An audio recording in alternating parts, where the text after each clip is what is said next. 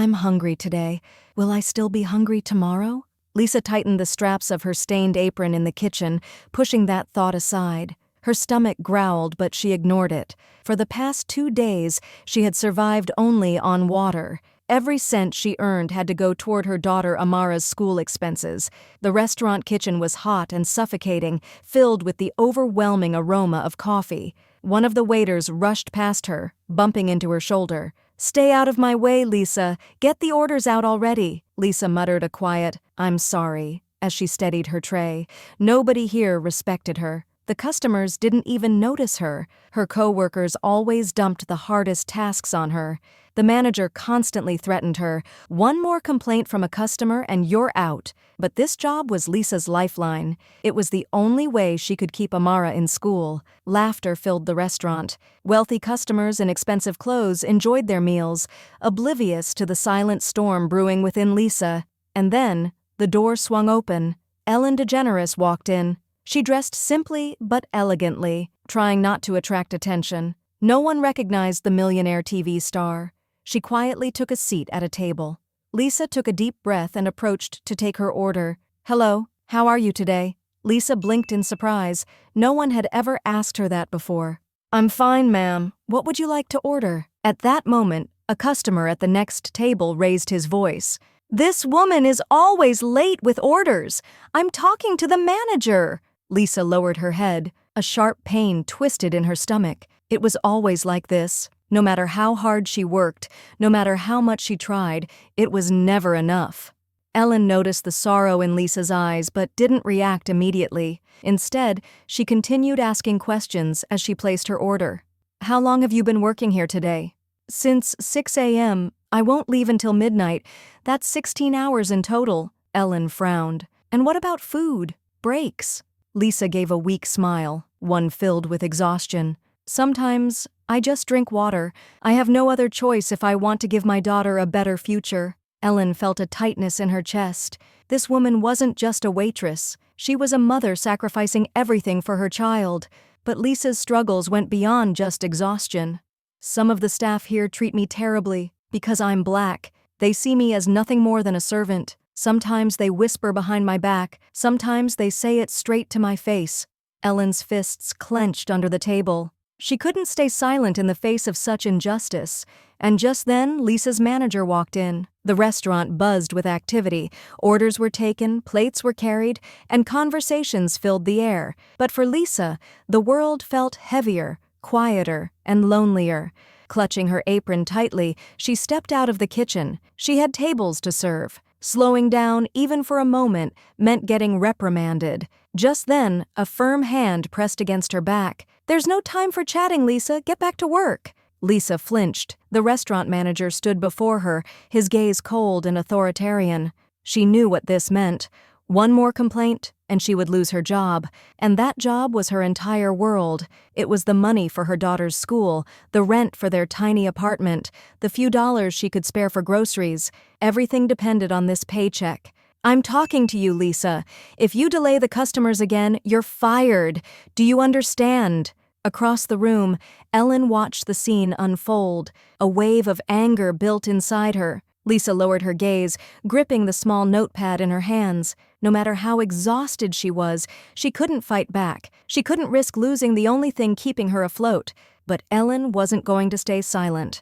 Not this time. She rose slowly from her chair, her steps deliberate as she approached the restaurant manager. Her voice was calm, yet firm. "This woman is one of the hardest working people here, but how do you treat her?" The manager turned, sizing Ellen up. He had no idea who she was. To him, she was just another customer. But there was something in her eyes, an unshakable resolve. "Ma'am, this doesn't concern you. Everyone in this restaurant has a job to do. If Lisa can't keep up, that's on her." Ellen took a deep breath, locking eyes with him. "Is this how you treat a mother who works 16 hours a day? If you were in her shoes, could you survive under these conditions?" The manager faltered. Around them, customers began to take notice. Conversations died down, and all attention turned toward Ellen. She wasn't just speaking to the manager anymore. She was addressing the entire room. Everyone here expects this woman to serve them. But how many of you know her story? How many of you know that she goes to bed hungry so her daughter can have a future? How many of you realize that she's being humiliated in her workplace every single day? The once lively chatter in the restaurant faded into silence. People shifted uncomfortably in their seats. The truth made them uneasy. Lisa, standing just a few feet away, couldn't stop the tears from forming in her eyes. Minutes ago, she had been scolded, but now someone was standing up for her. Someone was fighting on her behalf. The manager cleared his throat, struggling to find the right words. Ellen, however, took another step forward, her voice unwavering. Would this restaurant even function without her? Would your orders be served on time? How much longer will you keep looking down on a mother who is barely surviving? The weight of her words settled over the room. Some customers lowered their heads in guilt. Others, for the first time, truly saw Lisa, not as a waitress, but as a person. Lisa wiped her tears, overwhelmed by the moment. Ellen turned to her, her voice softening. Today, Lisa's life is going to change. Lisa didn't fully understand what was happening, but deep inside she knew this was a turning point. Ellen reached into her bag, pulled out a check for $100,000, and gently placed it into Lisa's trembling hands. This is for you and your daughter. It's time for a new beginning. Lisa's breath caught in her throat. Her fingers brushed over the check, but she couldn't bring herself to grip it. Her mind raced. Was this real? Was she dreaming? The weight of exhaustion, of years spent struggling, suddenly felt unbearable. I don't deserve this, she whispered, her voice cracking. Ellen leaned in slightly, her gaze steady and full of warmth. You are a strong mother. And like every mother, you deserve the best. The restaurant fell into a hushed silence. The tension that had once filled the air was replaced with something else, something almost sacred. Then the sound of a single clap echoed through the room. One person, then another, and within moments the entire restaurant erupted into applause. Lisa pressed her hands over her face, unable to contain the sobs racking her body. She wasn't just crying over the money. She was crying because, for the first time in years, she felt seen. She felt valued. Ellen smiled, reaching out to squeeze Lisa's hand. This isn't just money, Lisa. It's your fresh start. A few weeks later, Lisa was no longer a waitress. She had used Ellen's gift to open her own small cafe, a place where people weren't just served food, but were treated with dignity and respect. Amara, her brilliant daughter, had been accepted into a private school. She now had the education and the opportunities that Lisa had once only dreamed of for her.